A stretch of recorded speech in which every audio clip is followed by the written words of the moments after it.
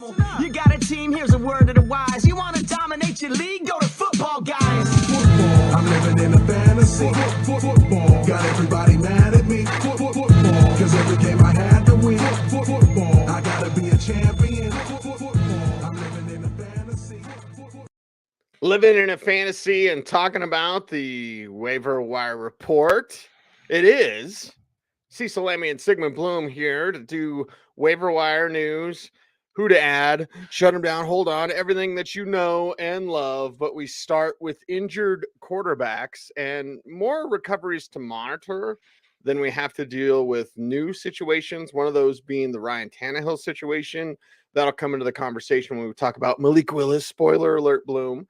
But other than that, we're just mainly watching the recoveries and continued recoveries of quarterbacks out there. Of course, it is our injury report Monday injury rounds available at footballguys.com. Go check out our guy, Dr. Gene Bramall.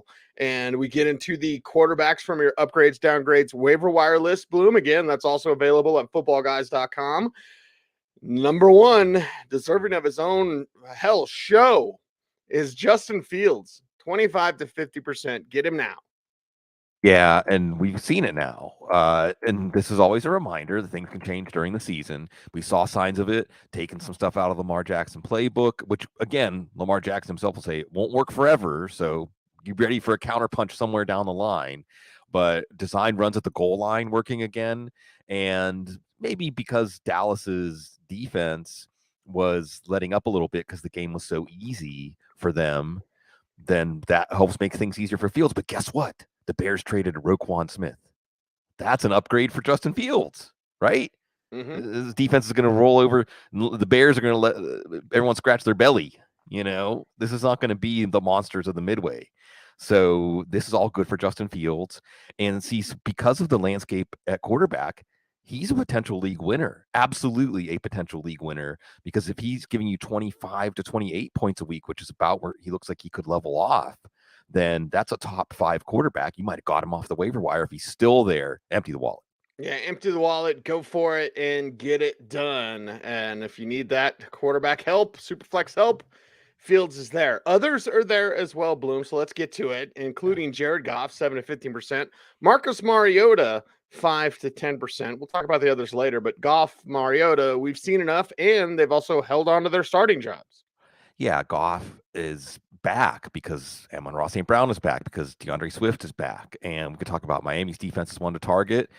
This week it's going to be Green Bay, maybe not a defense to target. We actually saw them give Buffalo some troubles. But also remember, Jamison Williams is going to be further on down the line part of this offense. And it's back to being a good offense. So Goff is back to being a good fantasy quarterback. Marcus Mariota had his best fantasy day as a passer. And it's Carolina. Okay, not exactly a tough matchup, but not a matchup that we expect that to happen. But I think, especially with Cordell Patterson coming back, and it looks like he's going to be back maybe this week, but soon, then those counter punches in the passing game to Drake London, to Alameda Zacchaeus, to Damiere Byrd, to Kyle Pitts, they're more impactful. They're more efficient. So it's working. They're in first place. Okay, they're not going to go away from it. But actually, Marcus Mariota has been a serviceable fantasy quarterback, and he could get even better as just like Justin Fields. This Atlanta offense is finding itself. They're finding their identity. They're finding what works. And these two parts of the team feeding into each other. And look, if the Falcons secondary can't get healthy, then that's more high-scoring game scripts. But if they do get healthy, I still think that's good for this team because winning game scripts create more efficiency in the running game. So everything's looking up. Everything's looking up for the Atlanta Falcons and Arthur Smith. He's got those receipts. I think we're on some of them, Cease. Yeah, something, I guess. Okay, go, win, good. Also, maybe in a way bad because you're like, oh, just stick with Marcus Mariota. Whatever. Okay, let's talk about the rest of the group. And there's interesting stories abound within each one of these guys. But it's YOLO ball with Taylor Heineke, 3 to 5%. Yeah. You've seen enough. Jacoby Brissett, have we seen enough there? Whew, 1%. Sure. Mike White, 1%. Very deep 2 QB super flex leagues. Right. Bailey Zappi, we talked about it in the recap show. There definitely should be a quarterback controversy. And, well, there you go. That wraps up the quarterbacks. But some interesting people to watch. Here in the chat room reminded me it's Robert Saleh who said the receipts thing. They were both emotional. Arthur Smith definitely seemed emotional about Yeah, I it. was like, did Smith say it too? Is he I don't copying know. Robert Saleh? We should all copy Robert Saleh. Yeah, except about the leaving Zach Wilson in part, which gets us to Mike White, right? But let's start with Taylor Heineke because it is a YOLO ball. It is his willingness to run in touchdowns. It is Taylor Heineke sees both of these games this year have been not a season, multiple seasons in a game, right? With Taylor Heineke, where he can't get the team over the hump. He's even shooting himself and the team in the foot. And then when it comes time to make the plays, he makes the plays. We may have, I don't want to say quarterback controversy, but Carson Wentz, let that finger to shoulder, whatever problems you have, take your time with this team really invigorated. I don't know how much Heineke is going to really invigorate your fantasy team, but at least he's a better play than, say, Sam Ehlinger. If you're wondering where Sam Ehlinger is, there's some downfield passing, not as much running. I just look at Sam Ehlinger as not that much different of an option than, say, PJ Walker. I'm not including these guys because they're desperation plays. I am including Heineke because it's not strictly a desperation play. Jacoby Brissett's not strictly a desperation play, but he is going into his bye. One of his games, 3 games left, is against Buffalo. And I just think that he's got limited usefulness, but he's more useful, at least in 2 out of those 3 games, than a PJ Walker, than a Sam Ehlinger. And then in your 2 quarterback superflex leagues, Bailey Zappi, Mac Jones is not exactly winning everybody over. And with Mike White, we got that dreaded vote of confidence in Zach Wilson. Yes, he's the starter when healthy. Well, remember, let's go back and see, reverse engineer what happened at the beginning of the season. Because I think it was Greg Rosenthal, the esteemed Greg Rosenthal, Yes. saying this feels like a benching. Remember that? Zach Yeah. Wilson tweaked his knee, and then it was like maybe he'll be back in week 2. Well, and couple that with the information that we know where, there's some conflict within that building between who the GM wants and who the head coach wants. Right. There was a reason why there was almost a Zach Wilson for Russell Wilson deal, because the coach doesn't want the young quarterback. The coach wants to win because the coach's ass is on the line. Yeah. So here's one, maybe a dirty secret, right? You can say he's the starter when healthy, but who's healthy? Who's actually healthy? Right. All of a sudden that changes when you want it to change, right? So we'll see. We'll see about Mike White. And we know this offense can be good with a competent passer. So could this be, you talk about Wilson for Wilson sees, much like Russell Wilson, could it be that a perceived drop in talent? There's a really good thread. I can't remember who it was. One of the great football minds on Twitter saying, you have Zach Wilson's ability to make throws off platform. You have Zach Wilson's ability to be athletic, but those are secondary traits, secondary skills. You have to have the processor. You have to have that emotional, level-headed way of playing the game. You have to be able to take defenses on and stand tall in the pocket to unlock any of the value of that other stuff. So Mike White might be able to do those things at least a little bit better. And this again implicates the value of, well, everyone except Elijah Moore. We'll get to that. So these quarterback situations continue to turn, and when teams are insisting that a quarterback's going to stay in, we should be looking for who's the backup. And just like with Indianapolis, when they said that, the backup can change. Now it's Mike White. This is more on the couch, but whatever. Sure. Again, Bloom, I'm in DGF mode, but like, why do teams covet the other stuff? Because it's so interesting when we see the guys that have the moxie and they have the zen to play with a calm mind. They just don't have the physical tools, right? But like they're out there fighting. Why don't those guys get more opportunity? Because the dolts with the big arm, he's got a big arm, like we're just keep him in there. It's almost unusual that the NFL covets the wrong thing. Well, because the physical stuff, which is so damn easy to see that everyone can see, the NFL's like, woo, physical stuff. When it's actually that mental side, that calmness, that ability to play when there's chaos swirling around you.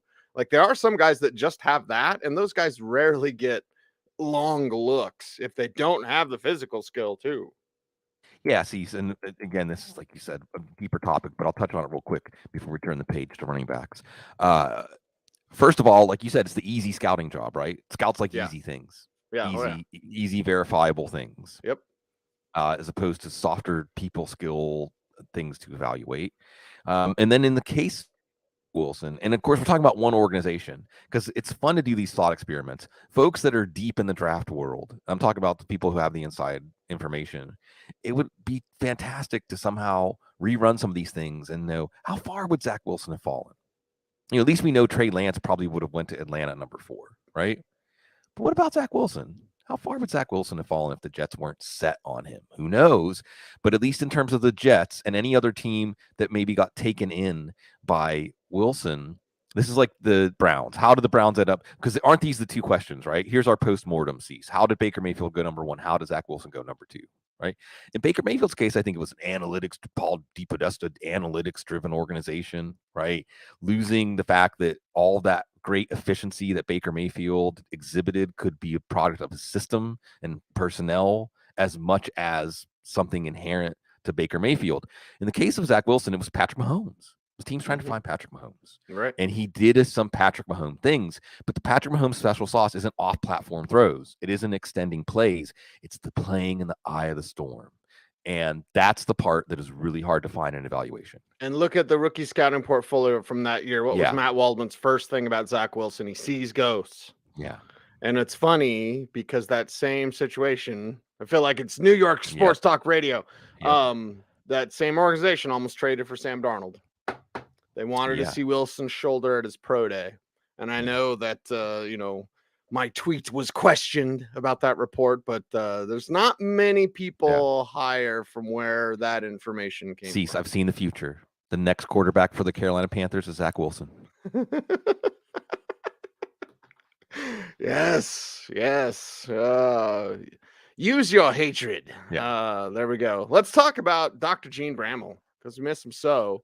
And his injury report is available. Upgrades, downgrades, waiver wire report available at footballguys.com as we go to the running back position. And at the running back position, you got some things to monitor, recoveries such as Jonathan Taylor's. He continues to go through his thing. But Cordell Patterson with arthroscopic knee surgery, eligible to return from injured reserve.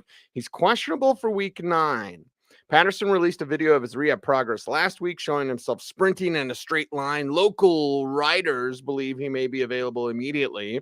If the Falcons return Patterson to practice early this week, he may be active in week 9. That is something incredibly important to watch, Bloom, especially because we just talked about, those first place Atlanta Falcons. Now it's time to talk about your upgrades, downgrades, and waiver wire report. It's available at footballguys.com. But before we get to anything else of any other team, it's Dante world, and we're just living in it. If he's out there, you get him now. Chuba Hubbard, the Newswire yesterday, Bloom said Chuba might return. Right. And the way I wrote it is like, well, they're going to use both, but clearly Foreman deserves a larger role no matter where Hubbard's at in the pecking order. But Chuba Hubbard, no. Dante Foreman, yes, at the very top. Yeah, and Hubbard's going to lower Foreman's ceiling, 3 touchdowns and a 2-point conversion. You don't see many rushing 2-point conversions, Cease. But I think that shows that maybe one of the things I underestimated, boy, I was wrong about Dante Foreman. I was wrong about this offense. I don't know exactly how removing Christian McCaffrey makes this offense better, but maybe it's just Matt Rule getting fired. Maybe it's just Steve Wilks. Maybe there's something about Steve Wilks, and isn't it embodied in kicking Robbie Anderson off the sidelines, right? That probably spoke to some of the players on the team. Yeah? Oh, yeah. Some of the players on the team when that happened were like, things might be getting better around here. Things might be changing in a way that I prefer. Maybe Dante Foreman's one of those guys. I don't know, but you can see that Dante Foreman, what does Dante Foreman have too? A lot of tread on the tires. Defenses are tired. We're halfway into the season. So Dante Foreman, he's not tired. And another Achilles comeback story.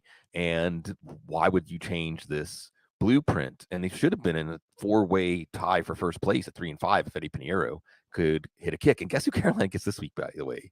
You think that Cincinnati's a little weary this morning, Cease? You think Cincinnati's like woke up, like, is this reality right now? Well, now you got to see Dante Foreman running at you. So I get it. He probably isn't out there in your league. Maybe this is a buy high take, because you adjust quickly to this new reality, and this is a power running team, and Dante Foreman has a lot of power. Dante Foreman has a lot of power.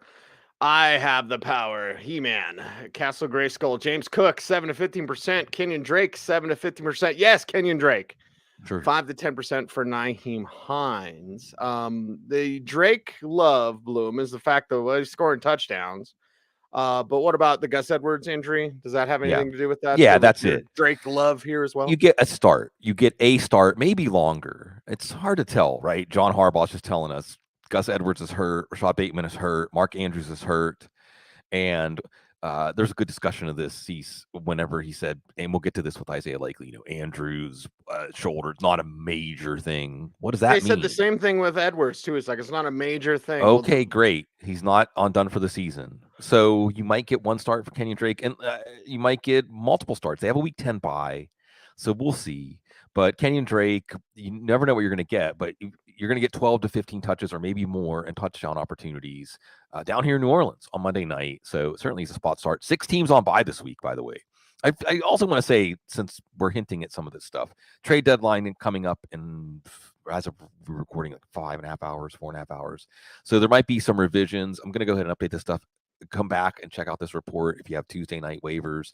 And obviously, we're going to do what we can to keep you on top of things, because that could shake things up here. It could shake things up for James Cook, right? Buffalo, absolutely a team that could acquire a running back today. But maybe it's only Cam Akers. Maybe it's Kareem Hunt. I don't know. If it's not Maybe it's anybody, Gordon. maybe it's Melvin. Go back to August, right? We'll get to that with Latavius Murray too. So we'll see what happens with Kenyon Drake. We'll see what happens with James Cook. What you like about Cook is more willingness to use him coming out of the bye. And we always put more emphasis on moves or changes coming out of the bye. More trust and explosive player in the Bills offense. Yes, sign me up. In addition to the Devin Singletary injury upside, because Zach Moss not exactly doing it. Nyheim Hines scored a touchdown, caught a couple of passes from Sam Ehlinger. He isn't going to be Phillip Rivers, right? It isn't going to be a lot of dump offs to Hines, but he still looks good. He still has that Jonathan Taylor injury upside. In a week with 6 teams on bye, a player like Nyheim Hines could save your bacon. Could save your bacon and then some. Well, how about saving more bacon? And oh man, if someone chased for Nyheim Hines. Anyway, Latavius Murray, Justice Hill there, and we've got some running back situations that may change, so keep an eye on that.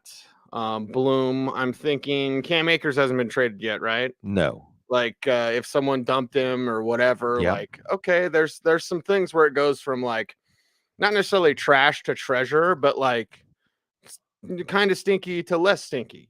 Yeah. Yeah. I mean, I suppose we could do we could have a little bonus part of this waiver wire show. Bonus? Where we talk about what ifs, right? Like if Kareem Hunt is traded, Dearness Johnson, a 1%er, maybe a 3.3.5%er, 3 to 5%er. Now, if Melvin Gordon is traded, now Latavius Murray maybe moves up to 12 to 25% or 15 to 30%. Not empty the wallet, right? But you're more interested now. If Nyheim Hines is traded, Deion Jackson goes back to being a 1%er. So just get your brain limber and ready. Marlon Mack becomes a 1%er if Melvin Gordon gets traded. Sure. Remember that. That's right. They like Marlon Mack. Yeah. Mm-hmm. So that's funny. Cease by week. Wouldn't it be perfect if by week 10 the Broncos have 2 guys that weren't even on the roster? They were on practice squads, not on, in Mac's case, on multiple practice squads.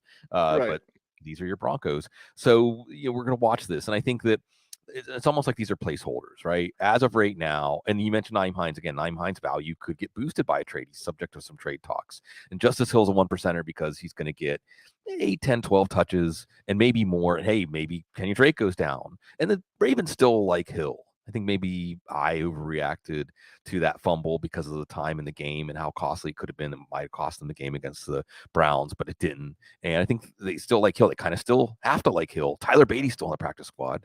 Let's not forget about him in this Ravens running game. And these they've showed they're willing to commit to the run. Not sure if they can establish it without Gus Edwards. So I guess all of this talk at the end of the running backs, and this applies to wide receivers too, just stands for we should see some player movement, right? See 2, 3, 4 trades at least. Right.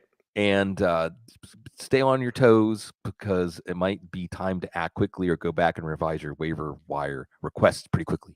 Yeah. Just be flexible, be nimble today. That's for sure, as we're anxiously awaiting the trade deadline. And if you want to keep up on your trade deadline news, Bloom, what a segue. Yeah. Make sure to check out our Football Guys news wire, Yeah. footballguys.com, and go to the news section. And that's written by me and Sigmund and Joe Bryant. So thank you all for that. Sign up for that free daily newsletter as well. Let's get back to Dr. Gene Bramall here. And we got to go over the injured wide receivers before we get to the waiver wire wide receivers and the Monday injury rounds.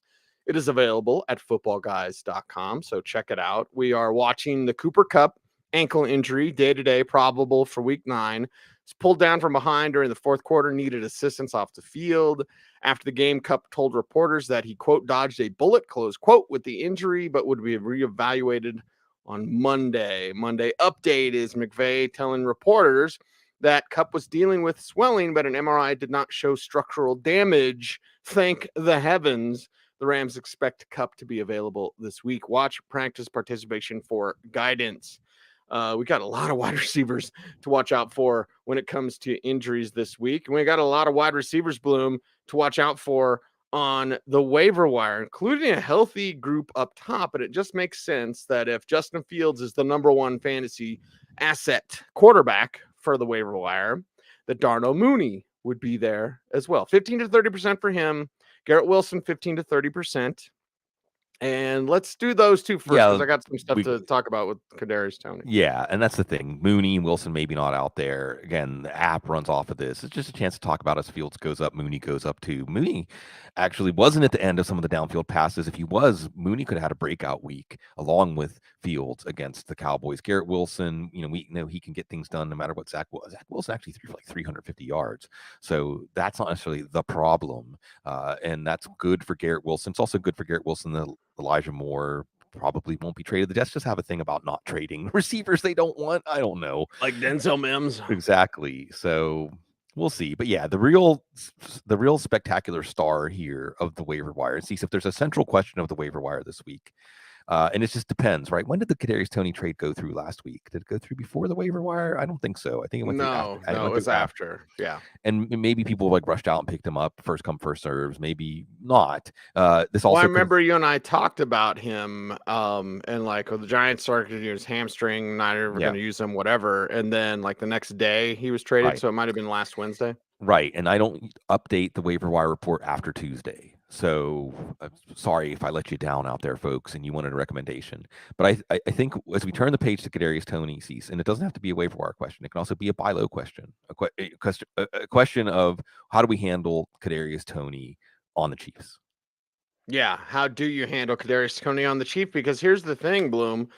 Early in the year, it was like spread it around and not enough people were doing enough. Juju wasn't doing enough, whatever. And then the last couple of weeks, at least, it's working with MVS. It's working with Juju. It's working with McCall Hardman. Don't make him a thing. Like, no, it's been fetch. McCall Hardman has been fetch and it's working. So yeah, now Toney is in there as well. And they're not really going to have a commitment to running the ground, running the ball. Yeah. Whether it's Isaiah Pacheco. Put Toney in the backfield. Why not? Exactly. That's where I was going. So you could see Gadget. You like gadgets, huh? That's what it is with Kadarius Toney. Now with the Chiefs, the number one burning question for fantasy GMs this week. And honestly, Bloom, I'm not going to get over the moon about it. No. There's so many weapons there that they've already figured out. Toney has to adjust to a new locker room in a different situation, but he was on a winning team that had a different culture. Don't get crosswise with Eric Bieniemy. I'll say that. Although EB's a little calmer. Travis Kelce yelled at him. He didn't do anything, but like still, I think just with Toney's background, let's see how he fits in first, and then let's see how he fits in. Because it's got to happen in the locker room and that coaching staff before it happens on the field. So I will have a little pause, but not everybody will out there. Yeah, and I get it. If I'm not going to talk you out of just emptying your wallet for Toney, if that's the choice you're making, because we've seen him take over a game. Once you see that, you can't unsee it. And isn't that often that you can get any player who can take over a game on the waiver wire in the NFL, you know? And then you add him to the best offense in the NFL or one of the best offenses in the NFL, depending on how you measure that. okay, I get it. I get emptying your wallet. But with Tony, there's still the question of health. There's still the question of, like you said, he's fitting in the locker room, fitting in the offense. Andy Reid himself saying we're going to take it slow. And you easily could see, McCole Hardman had 3 touchdowns in a game. I mean, you could easily see Tony put up that kind of game. But I suppose it's the nature of the Chiefs' offense that we're not necessarily going to see that coming. And then if we expect it to happen the next week, it's going to be somebody else. So I'm saying at 12 to 25%, I'm not blowing it off, but I'm also not going strong to the hole for him. That being said, I think the more interesting side, Cease, skipping ahead towards the end of the show, right, is what kind of players do you drop for Tony? Now, I'm much more open-minded about that. I think if you look at any player on your roster, especially as we're now at week 9 and about halfway through the bye week gauntlet, if you ask yourself, can this player change my season, change my destiny on my fantasy team? And the answer is no. Then drop them for Tony. Go ahead. Short bench leagues. I'm definitely going to get out the scissors, the machete, and be ready to cut players for Tony because I know what he can do. I'm just not going to use up all my resources to get him. Well, and this is why, Bloom, and I know it's the trade deadline today, so that's why we're a little extra chatty, but like Bills do something. Bills do something because the Chiefs did something. Now Bills do something. I know chemistry and togetherness, like Kareem Hunt. I mean, I could see that. But the thing is, at the same time, maybe it's James Cook. Maybe James Cook is ready and he's the trade deadline edition. I don't know. Well, yeah, we'll see. And look, this is what makes it exciting, right? I mean, totally not a waiver wire show topic, but even just the conversation about Brian Burns and the Rams offering the 2024 and 2025 firsts and the ins and outs of. I mean, it's great because these conversations implicate your philosophy of team building, your philosophy of positional value, your philosophy of cap management, your philosophy of what matters when it comes down to winning and losing and turning a franchise around. See, even how long does it take to do an NFL rebuild? Does it really take 3 or 4 years to do an NFL rebuild? If you're still rebuilding in year 3, isn't it already a failure? So you don't get 5 years anymore. No, and you shouldn't. Honestly, you can churn an NFL roster pretty quickly. 2 years, I think, basically. You look at some of the teams and what they're doing. So anyway, fun conversations, but we also got to make our waiver wire claims. We've got to make the waiver wire claims and go through and see who you want to pick up. Where are we at? Devin Duvernay? Yeah. Rondell Moore. Baltimore, was it JB's grandma that said Baltimore better add a wide receiver or it's malpractice? Rondell Moore, 10 to 20%. Hell, let's just do everybody. Sure. Josh Palmer, Darius Slayton. Like, just again, today is the day to be very flexible because there's changing situations via the trade deadline. Yeah, and just for the people to get the drop, just real quick, Cease. We don't have to do Jerry Jeudy, rough percentage chances he's traded today. Lower than Bradley Chubb. Okay. What about Chubb? I think Chubb gets traded today. Okay. So there's somebody's offering a first. There's 2 teams offering first. You're trading him. Yeah. So we'll see changes here. Not but that if Jeudy goes to the Packers, now he's the number 1 receiver for the Packers. Right. Right. And you could go to the Ravens, number 1 receiver for the Ravens. But that's why we're just a little bit hesitant about Devin Duvernay. If this trade deadline passes and the Ravens don't do anything in the passing game, now Duvernay maybe moves up to a 15 to 30% guy because Rashad Bateman, who knows when he's going to be back. Again, John Harbaugh, not a major thing. He tweaked it, whatever. Bateman might not be the same this year, even when he does come back. You saw Duvernay, give him the touches in the running game. I mean, how many more times does he need to show you what he can do with them? Yes, keep trying to make Duvernay happen. See, so we say stop trying to make McCole Hardman happen. Please keep trying to make Devin Duvernay happen. How about that? Rondell Moore, is he happening? What you saw that was encouraging was in the plays outside of structure, which is kind of the whole Cardinals offense. A few times you saw Kyler Murray find him. This is just like the big play he had last year that got us excited. And then you see Rondell Moore's run after catchability. So in some ways, the lack of design in the offense actually creates situations where Rondell Moore's raw talent in the open field can matter more than if you're using him as a conventional wide receiver. Now, will that persist? I think with Arizona's offense being better with DeAndre Hopkins, with Arizona's defense still being suspect, it could very well persist. And you're seeing potentially Rondell Moore, not Zach Ertz, be the guy who could be that second fiddle in terms of fantasy for this pass offense. Josh Palmer, Keenan Allen's still not practicing. I mean, certainly Keenan Allen's one we're going to remember about taking receivers at that 20. Who's saying, so there's never any easy cut and dry rules in fantasy football. Josh Palmer hasn't exactly been that efficient or productive, but with Mike Williams out, with Keenan Allen still not healthy, Justin Herbert's good enough to make Josh Palmer matter. Again, 3 to 5% means I'm not going strong to the hole for him. Darius Slayton's the number one receiver for right now. The Giants going to get Brandon Cooks. Giants going to get somebody. Again, that uncertainty. Placeholders. Probably by 6 o'clock Eastern today, folks. I should have the waiver wire updated for any moves we see at the deadline. And I, for one, hope we see a lot, because I like seeing teams trying to change their destiny instead of just accepting whatever it's going to be. Would you like some Arizona tea, Bloom? Always. I love my tea. We just got some tea from China. We didn't get all the tea in China, but we got some tea. Okay, there you go. How about this? I don't know exactly how to say this, but I've heard that Kyler Murray still complains he didn't get CeeDee Lamb. Yeah. Like, there's one of those, like, let it go. You know what I mean? Like, you got that buddy who, like, loses that girlfriend or whatever, and at the end of the day, you're just like, dude, let it go. Like, come on, you're not going to change anything. But yeah, there are still times. It's like when you get in an argument. Right, Bloom? What is it? Sam Kinison, I think, said this. Like, you get in an argument, you always say, like, the worst thing ever. And with Kyler, if there's any disagreements, you know what he always says? Didn't give me CeeDee Lamb. Yeah.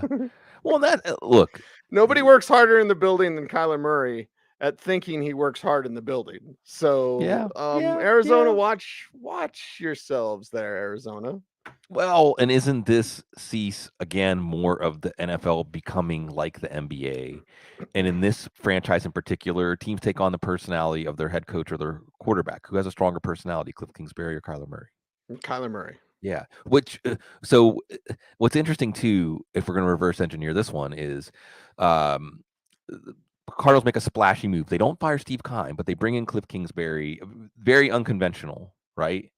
And at that point, you're saying, we think this is a wonderkind. Remember, that was the year that if you had a certain pedigree in offense and had a certain haircut, and we're in Sean McVay's Rolodex, do they still have Rolodexes? You got a call as a head coach, right? Cliff Kingsbury was going to be like USC's offensive coordinator or something like that, right? Right. And now you're saying we're giving you, Cliff Kingsbury, the keys to the kingdom. That's how much we think of you. But when Cliff Kingsbury then says, I'm sweeping Josh Rosen out the door, and I'm using the number one pick on Kyler Murray, now you're taking those keys and you're giving them to Kyler Murray. And the franchise is now not about Cliff Kingsbury anymore. So in some ways, Kyler Murray's acting rational when he's like, it's all about me. This is what I want. We saw this earlier in the offseason, where it was almost like an Aaron Rodgers gambit, where you're saying, don't just pay me, but make a team that's conducive to my strengths. Make it the team about me, which isn't necessarily irrational. And to be honest, Steve Keim probably needs someone to tell him what to do. Yeah. I'll move on from that. So, Bloom, you make me want to say things. I'll tell you more off there. All right. Anyway, let's talk tight ends, everybody. Yes, tight ends are abound in the injury report. Monday injury rounds. It's available at footballguys.com every day, but you want to check it out on Mondays. So check out Dr. Gene Brammel's report. Again, available at footballguys.com. Tight end position we go. Mandrews, we talked about it, right shoulder sprain, day-to-day, questionable for week 9. It's difficult to judge the severity of the shoulder sprains by the video alone. The return will depend on pain and range of motion. Injections and padding can be helpful, and the 10-day time frame before games may be enough to push Andrews to the probable side of questionable this week. But we are watching that. A very talented tight end behind him, and Isaiah Likely. So let's get to the tight ends and your upgrades, downgrades, and waiver wire report, also available at footballguys.com. And there's our cover guy. You see the cover, the thumbnail today, Greg Dulcich, 7 to 15%. And what's been working, did we talk about KJ Hamler? He might be Well, 1%, right? and that's one of those contingent. Exactly. There's a lot of contingent pickups. He'd be a 1% contingent pickup, the only true deep threat they have. I'll tell you who I'm queuing the Chuck D on. He's my buddy Cortland Sutton. Oh. But you look at the situation, you go, okay, what's working for that team? Greg Dulcich taking some deep shots with Greg Dulcich. Even as a decoy, he's been working. And the kid's working his ass off as a blocker. He's not very good at it, Bloom. But he's still like trying. He's an effort blocker. Look at KJ Hamler blocking on that Jerry Jeudy touchdown. Like, little guy was digging him out. So you love seeing that. And I'd love to see more Hamler going forward. I think Hamler, Dulcich, that's where it's working. Nathaniel Hackett lies and says, like, oh, Cortland Sutton's getting doubled a lot. No, he's not.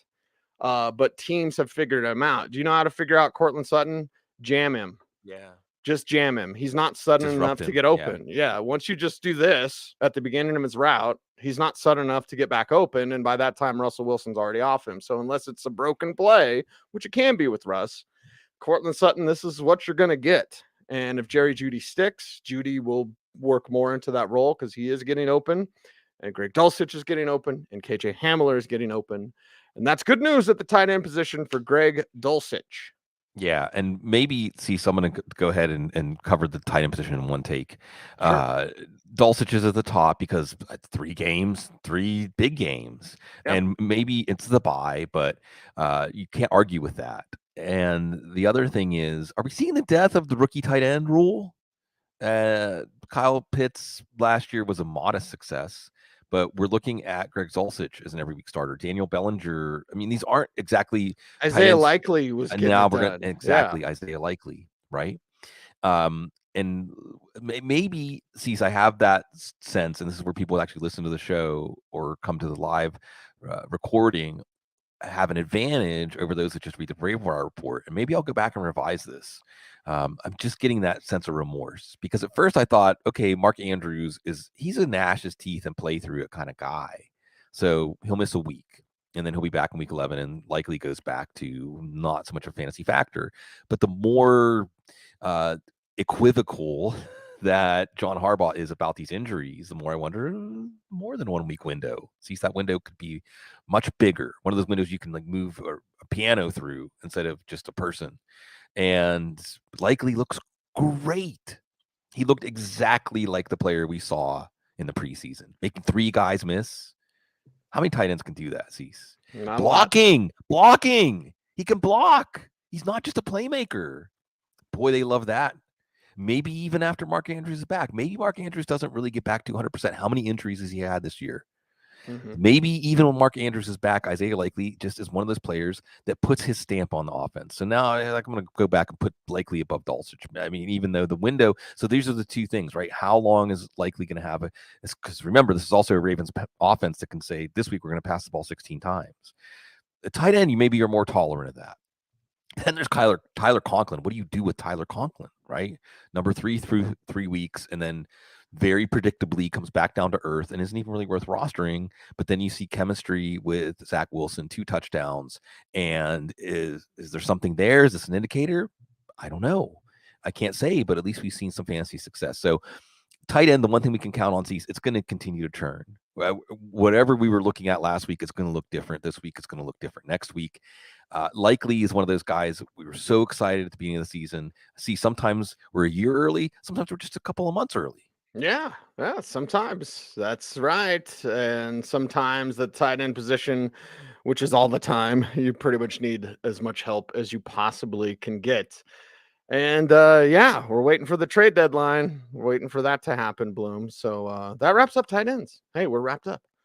Okay. Well, we're not wrapped up yet because there is a part where you get to this portion of the season and you're staring at the fantasy playoffs and you're like, they're right there. I can see them. They're coming up.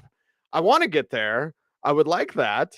I don't know if I can because I've got these guys on my roster that I need to get rid of. But wait, it's Tuesday. It's the Waiver Wire show. And that means I can join in on the audience participation, the portion of this show where you go, it's not working, and sometimes the breakup, it's painful, Bloom.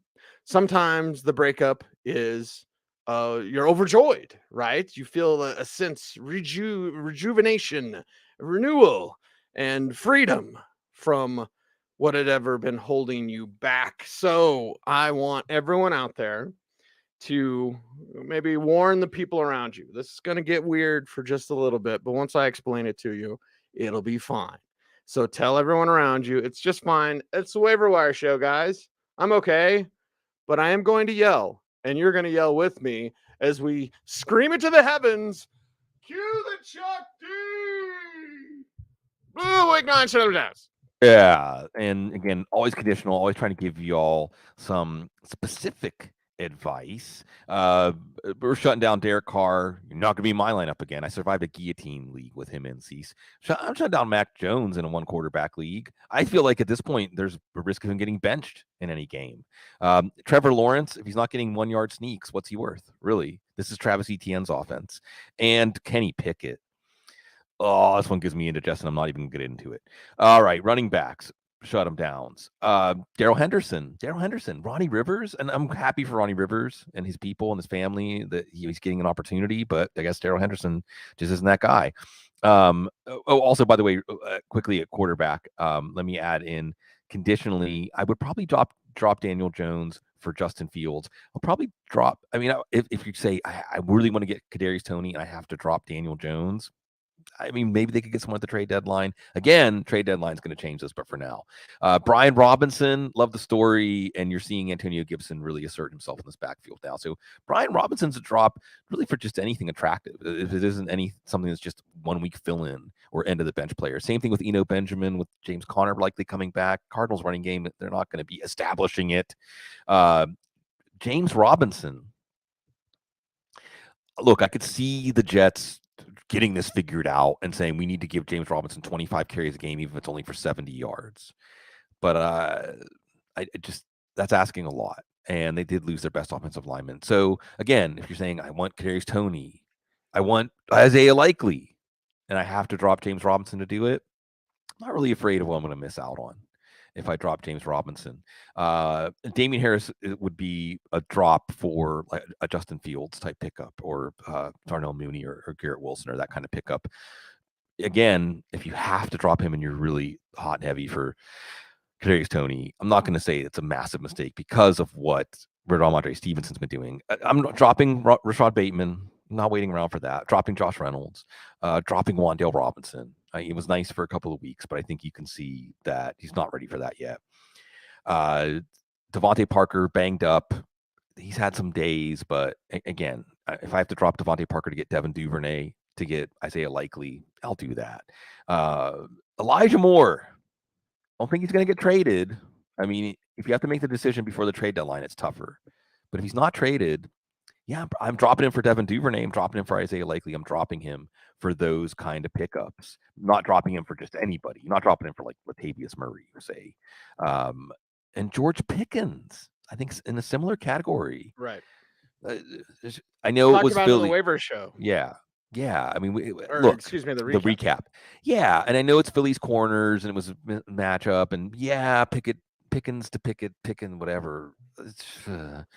I just, you're waiting around for it, and I don't know if that's a good strategy. Again, if it's Pickens or Duvernay, especially with the Rashad Bateman news, I'll probably take Duvernay. At tight end, who are we shutting down? Harrison Bryant, well, it looked good for a second. Nope. If you picked him up, Irv Smith, high ankle sprain, I'm not waiting around. It wasn't like he was blowing up things in our lineup anyway. So, yeah, we're doing a lot more shutting them down and holding them on this week, Cease. Yeah, that's right, because it's not always about shutting down. Sometimes you just can't let go. And when that's the case, who are some of your hold-ons week 9? There ain't many. Gus Edwards. I think that you still love him. Yeah, I'm not dropping Gus Edwards. I still think he can be a major difference maker this year. I do think that after the bye, we're going to see him And that's really, see, that's like the only unconditional you might be thinking about dropping this player and don't drop him. And again, I think that how that Cleveland Cincinnati game is just reminding us how quickly things can change, how one injury can change not just the complexion of an offense or the complexion of a unit, but how teams play that unit, right? Because it's a ripple effect, right? It's an amplification, a feedback loop, where it isn't just that the Bengals need Jamar Chase. It's that when Jamar Chase isn't out there, defenses get that much more aggressive against them. So things are still going to keep changing. We're going to continue to be here for you. That's not going to change. That's not going to change at all. It is the Audible, Cecil, Lammey, Sigmund, Bloom, and make sure to check out all of our social networking because that's what you do. And thanks for helping us grow the YouTube channel. Like, comment, share, subscribe, hit the notification bell so that you never miss a vid. And then we are here for you. So again, thank you all so very much. Over 19,000. Bloom, I said it last week? I was like, we're only a couple hundred away. So now we're over 19,000 subscribers. Yeah. Thank you guys very much for doing that. Let's get 20. Right. Yeah. So let's go. And more important than that, real quick, Cease, more important than adding to that number, I hope that if you represent one of those new people, that we can keep you around because we like you and we're happy that you're interested in what we're doing. Yes, that's right. And we appreciate you all. He is Sigmund Bloom. I am Cecil Lammey. We are the Audible. Until next time, be safe, be kind, know that you are appreciated, stay tuned, and I command, or just politely ask, that you stay frosty.